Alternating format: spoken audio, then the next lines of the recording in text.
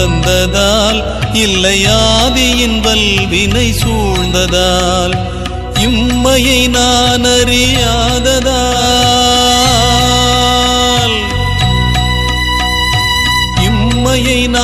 அறியாததால் சிறு பொம்மையின் நிலையினில் உண்மையை உணர்ந்திட பிச்சை பாத்திரம் ஏந்தி வந்தேன்.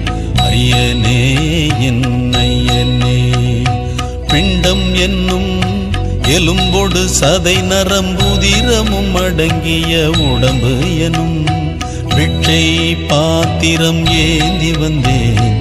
ஐயனே என் ஐயனே.